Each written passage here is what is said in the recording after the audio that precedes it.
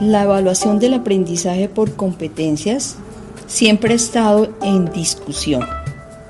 La evaluación de competencias constituye en la actualidad un reto frente a los propósitos de la formación en los diferentes niveles educativos. Pero, ¿qué significa? Es el proceso que conlleva la actuación integral de la persona, del ser humano, entre aprendizaje en el desarrollo de las competencias y la evaluación de estas. Pero entonces, ¿qué significa competencia? Se define como la capacidad que tiene una persona en la resolución de problemas aplicando los diferentes saberes, sus componentes: saber, conocer, saber ser, saber hacer en un contexto.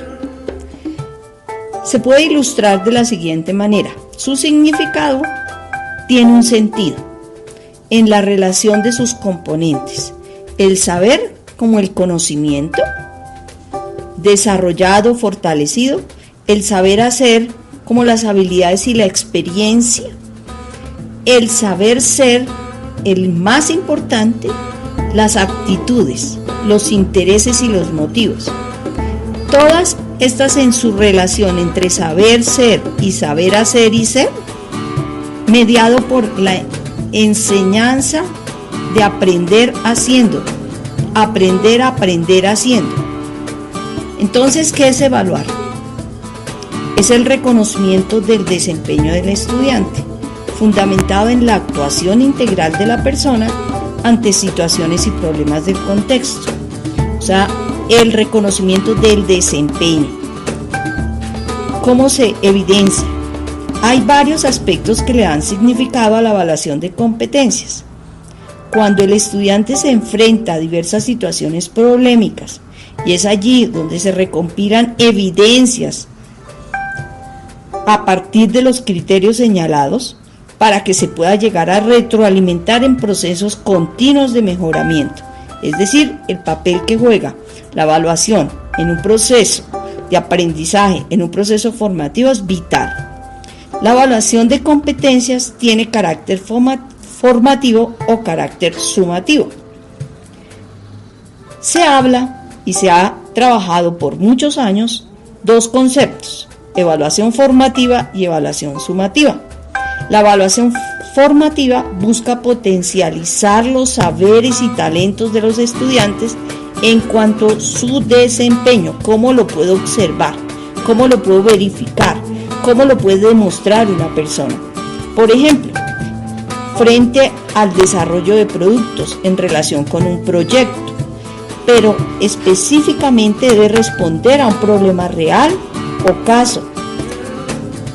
Puede ser la elaboración de un mapa, la construcción de un ensayo, la resolución de un problema, el planteamiento de un producto que puede ser físico, en la participación activa de un evento, puede ser en el momento que argumento, en el momento que potencializo mi pensamiento crítico.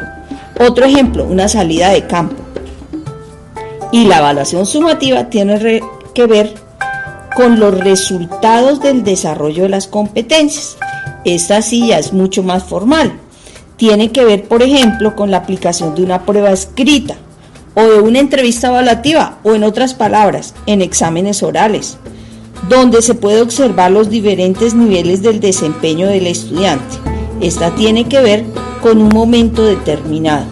La evaluación formativa tiene que ver más con el proceso, y la evaluación sumativa está determinada en unos momentos específicos del proceso de aprendizaje. ¿Para qué evaluar? Podemos denotar muchos elementos, pero solamente anotamos: la evaluación por competencias fortalece el proceso de aprendizaje y la calidad de la formación. ¿Cómo voy a evaluar? He ahí el interrogante. Si tengo claridad en qué es evaluar, en qué es lo que evalúo, en para qué evalúo, cómo evaluar, puedo utilizar mis habilidades como docente o las habilidades de la persona que evalúa para definir o diseñar diferentes instrumentos.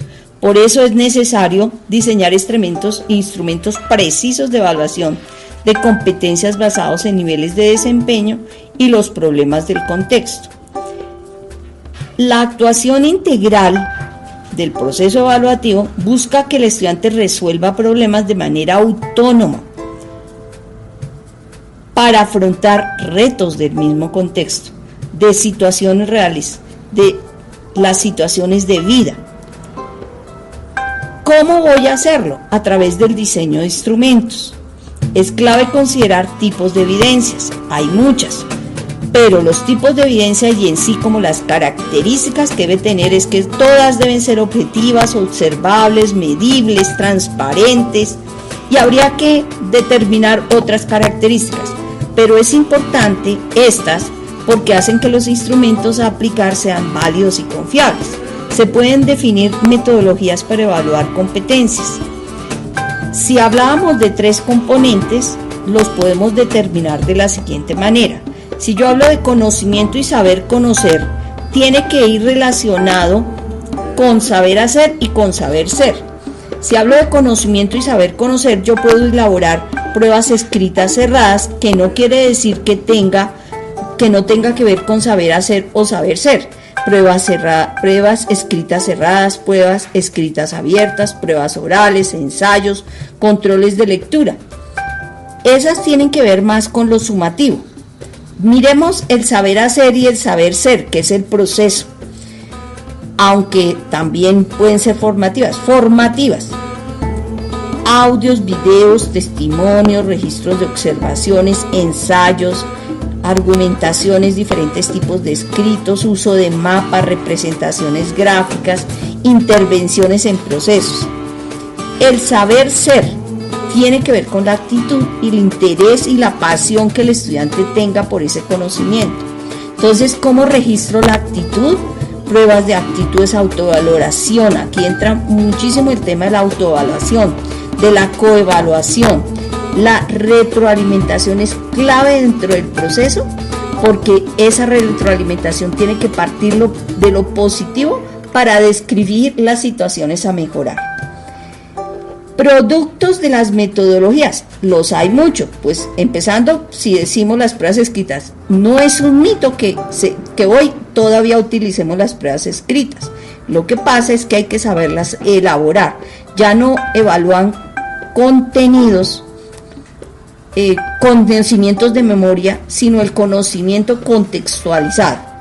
Entonces yo puedo tener un producto prueba escrita, pero de productos en la parte formativa puedo tener proyectos, informes finales, presentación de esos proyectos, sustentación del informe final, objetos, productos que sean tangibles, creaciones, ya tiene que ver con creatividad e innovación también, productos de diseño, productos que haya inventado, inventos, servicios prestados, informes de investigación y todo tipo de producto que tenga que ver con los criterios que voy a utilizar y con la metodología que voy a evaluar. Si yo voy a evaluar un ensayo o voy a evaluar un taller o voy a evaluar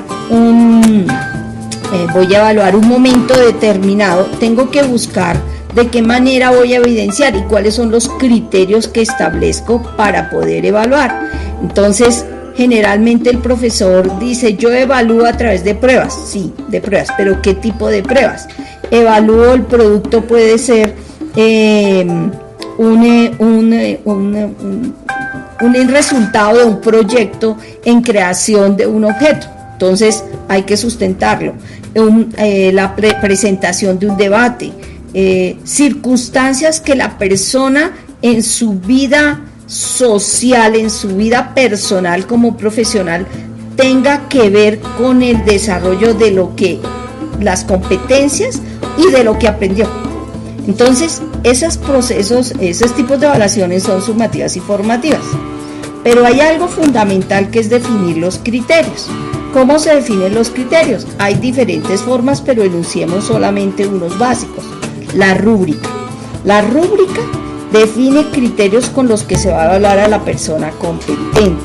tiene que ver con los niveles establecidos frente a los criterios evaluados, es decir, si lo tiene o no lo tiene y qué le falta para mejorar. Los mapas de aprendizaje son una creación, una propuesta muy interesante del profesor Sergio Tobón, colombiano, que lo ha hecho desde hace unos años, pero él plantea que estas son unas guías que apoyan al estudiante a la mejora continua, pasando de un nivel de dominio a otro.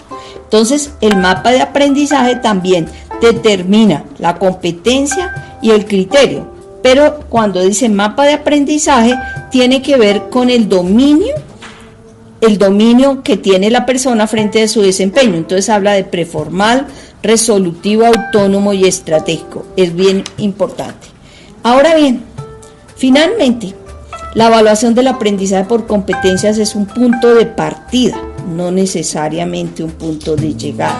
Es decir, cuando yo desarrollo, planteo mi proceso formativo teniendo en cuenta lo que trabajo con unidades de estudio, con asignaturas integrales en la medida que puedan responder a un problema del contexto, tengo que pensar primero en la evaluación, porque debe ir unida, porque es un proceso que está mediado específicamente con el aprendizaje. Finalizando y en consecuencia de todo lo que hemos dicho en este video, planteo el pensamiento de Simón Rodríguez, que ojalá lo pudiéramos aplicar. Lo que no se hace sentir no se entiende, lo que no se entiende no interesa. Aprende a pensar para que puedas llegar a soñar.